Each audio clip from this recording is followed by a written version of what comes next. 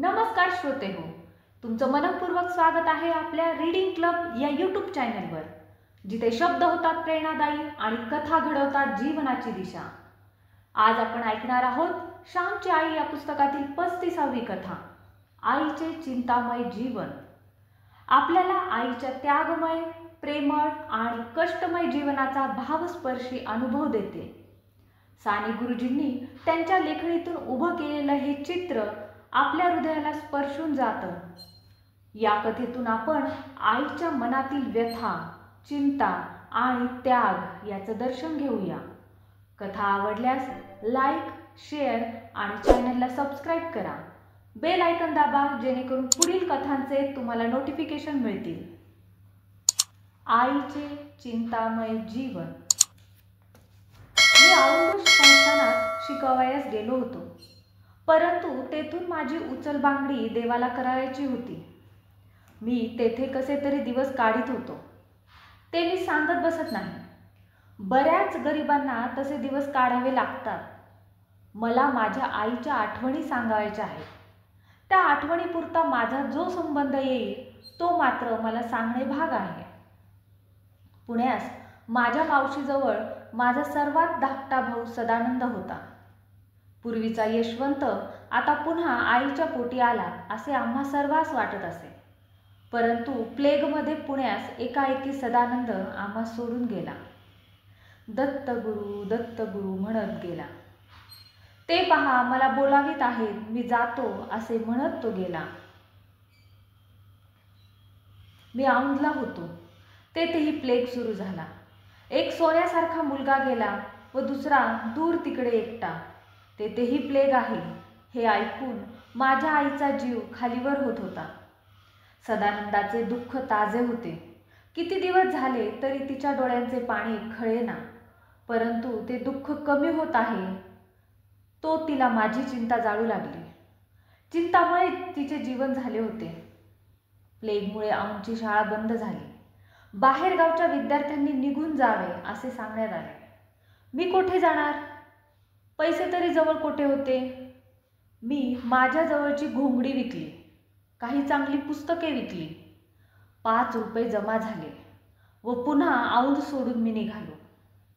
2-3 महिने शाळा बंद राहील असा अंदाज होता.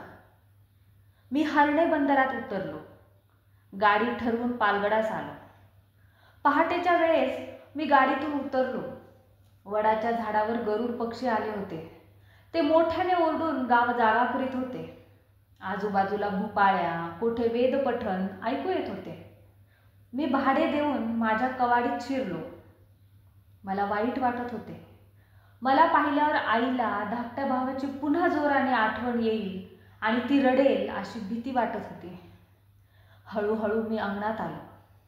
अंगणातून ओटीवर आलो. घरात आई ताक करीत होती. ताक करताना शांतपणे कृष्णाचे गाणे म्हणत होती. गोड मधुर प्रेमळ गाणे. गोकुळात खाशी तू दही दूध लोणी, परब्रह्म होतासी तू नेणे परी कोणी. एक राधा मात्र झाली वेडी तुझ्यासाठी, पूर्णपणे झाली म्हणे देवा तुझी भेटी.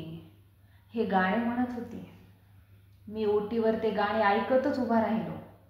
दार लोटण्याचे धैर्य होईना, परंतु किती वेळ उभा राहणार. शेवटी दार लटकटले. थाप मारली. कोण?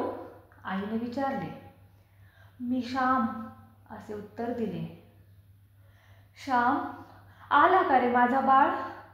आले हो असे म्हणत लगबगीने येऊन आईने दार उघडले. आईने मला पोटाशी धरले. देवांना नमस्कार कर, मी त्यांना गुळ ठेवते. आधी बस. किती रे तुझ्या वाटेकडे डोळे लावले होते, त्याला देवाने नेले. म्हटले दुसरा दृष्टीच पडतो की नाही. असे म्हणताना आईचा कंठ भरून आला व मीही रडू लागलो. वडील शौचास गेले होते. ते अंगणात येताच आई पुढे होऊन म्हणाली. म्हटलं श्याम आला, श्याम आला हो आपला, आत्ताच आला. ते पाय धुवून घरात आले. मी त्यांना नमस्कार केला. श्याम, गणपतीवर आवर्तने करीत होतो. आलास शेवटी. खुशाल आहेस ना? सदानंद गेला असे म्हणून त्यांनी डोळ्यांना उपरणे लावले. नीज जरा अंथरुणावर, बाहेर थंडी आहे, नीज. आई मला म्हणाली. मी कपडे काढले, चूळ भरून आईच्या अंथरुणावर निजलो. आईची चौघडी अंगावर घेतली. ती चौघडी नसून जणू आईचे प्रेमच मी पांघरले होते. मी जणू आईजवळ तिच्या कुशीतच निजलो आहे असे मला वाटत होते. त्या दिवसाचे ते पहाटेचे आईच्या अंथरुणावर निजणे, तिच्या पांघरुणात निजणे हे अजून मला आठवते आहे. कितीतरी वेळा रात्री अंथरुणात असताना मी माझ्या आईच्या कुशीत आहे हा विचार करीत असतो. ही भावना माझ्या जीवनात भरलेली आहे. आईचे हात माझ्या भोवती आहेत असे कितीदा तरी मला वाटते व मी गहिवरतो. घरी येऊन नव्याचा जुना झालो. धाकटा पुरुषोत्तम घरातील व गावातील हकीकती सांगत होता. मी त्याला माझ्या गोष्टी सांगत होतो. औंधला कवटाच्या फळाच्या बाबतीत माझी फजिती कशी झाली ते त्याला मी सांगितले. कोकणात कोंबडीच्या अंड्याला कवट म्हणतात. कोकणात कवठाची फळे नाहीत. औंधला एक मित्र मला म्हणाला, तुला कवट आवडते का रे? मी त्याच्यावर संतापलो. माझे मित्र त्याला हसले.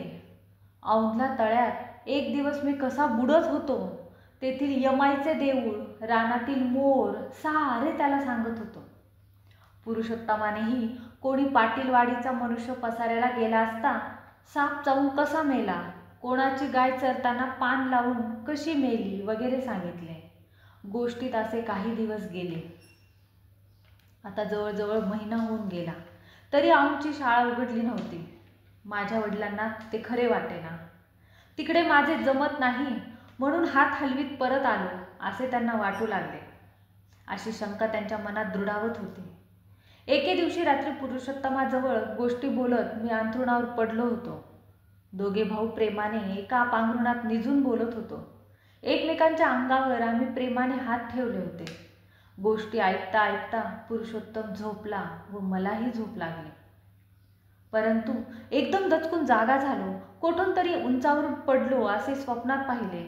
मी जागा झालो तेव्हा पुढील संवाद माझ्या कानावर पडला. आई गोवाऱ्या निशीत होती. दुसऱ्या दिवसाच्या भाजीची तयारी चालली होती. वडीलही गोवाऱ्या निवडीत होते. हाताने काम चालले होते व उभयता बोलत होती. त्याच्याने तिकडे शिकणे होत नसेल म्हणूनच तो आला. प्लेगची सबब सापडली. अजून का शाळा उघडली नसेल असे वडील म्हणाले. तो खोटे का बोलेल? त्याला तिकडे हाल काढावे लागतात तरी तो परत जाणार आहे. येथे फुकट खायला काही तो राहायचा नाही. मी राहू देणार नाही असे माझी आई माझी बाजू घेऊन बोलत होती. त्यावेळेस तो गोपाळ पटवर्धन रेल्वेत लावून देणार होता. ते बरे झाले असते. या दिवसात नोकरी तरी कोठे आहे? परंतु तुम्हा मायलेकरांना पसंत पडले नाही, वडील पुन्हा म्हणाले. पण इतक्यात त्याला नोकरी करायची नाही. तो शिकेल, तो येथून जाईल हो. तो घरबशा होणार नाही. खायला काळ व भुईला भार होणार नाही. आई म्हणाली, तुला तुझी मुले नेहमी चांगलीच वाटतात. शेवटी माझेच खरे होईल. तिकडे जमत नसेल म्हणून आला. एक दिवस बिंग बाहेर पडेल. वडील आपलेच म्हणणे पुढे चालवित होते. शेवटी माझ्याने राहावे ना. मी अंथरुणातून उठून बसलो व म्हणालो, भाऊ, मी काही चोरून ऐकत नव्हतो. मी एकदम जागा झालो. तुमचे म्हणणे ऐकले. मी उद्याच येथून जातो. मग औंधला प्लेग असो वा नसो. माझ्यावर जर तुमचा विश्वास नाही तर येथे कशाला राहू? मी केवळ खाण्यासाठी व माशा मारीत बसण्यासाठी येथे आलो नाही. प्लेग होता तरी मी तेथेच राहणार होतो. येण्या जाण्याचा खर्च नको म्हणून. परंतु परगावच्या विद्यार्थ्यास तेथे राहू देत ना, म्हणून आलो. मी उद्याच जातो. आई, उद्याच मी निघतो. त्यांचे नकोरे म्हणणे मनावर घेऊन तिकडचा प्लेग थांबू दे, मग जाहो श्याम. माझे वेडीचे ऐक, आई म्हणाली. मी थांबणार नाही. उद्या इथून माझी रवानगी कर. भाऊ, पुन्हा एकदा 10 रुपये तुमच्याजवळ मागितले पाहिजे, तेवढे कृपा करून द्या. आई, चिंता करू नको. देव तारी त्याला कोण मारी? ज्याला जगवायचे त्याला तो रोगाच्या भर साथीतही जगवेल, अफाट समुद्रातही तारेल. मी म्हटले, तू तरी त्यांचाच ना मुलगा. तुला लहानपणाचा हट्टी स्वभाव थोडाच जाईल. जा बाबांनो, कोठेही राहा म्हणजे झाले. माझे मेलीचे डोळे देव का मिटीत नाही? काही समजत नाही.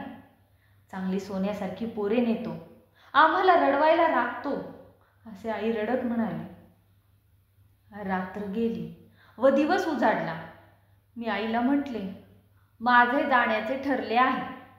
आज नाही तर महिन्याभराने जावेच लागणार ना. तू परवानगी दे. शेवटी आईने संमती दिली. दुसऱ्यावर स्वतःची इच्छा ती लादीत नसे. शरणागती हेच तिचे बळ होते. तिने कसलाच हेका धरला नाही. तिचे प्रेम बांधणारे नव्हते, मोकळीक देणारे होते, स्वातंत्र्य देणारे होते. वडिलांवर रागावून मी परत जावयास निघालो. आईला रडे आवडेना. एक पोटचा गोळा प्लेगने बळी घेतला होता, दुसरा प्लेगच्या उडी जायला घ्यायला जात होता. परंतु ती काय करणार? बापलेकांच्या झगाड्यात ती गाय मात्र रडविली जात होती. मी आईच्या पाया पडलो, वडिलांचे पाय धरले, उभयतांचे आशीर्वाद घेऊन मी निघालो. अभागी श्याम आईचे न ऐकताच निघाला. मी गाडीत बसलो. गड्यांनो, आईचे ते शेवटचे पार्थिव दर्शन. त्यानंतर माझी आई जिवंत माझ्या दृष्टीस पडली नाही. तिची भस्ममय मूर्तीच शेवटी स्मशानात मी पाहिली. आईला मी त्यावेळेस कायमची सोडीत आहे. तिचे अमृतमय शब्द शेवटचे ऐकत आहे अशी मला कल्पनाही नव्हती. परंतु मानवी आशा विरुद्ध देवाची इच्छा हे कठोर सत्य मला अनुभवायचे होते, दुसरे काय.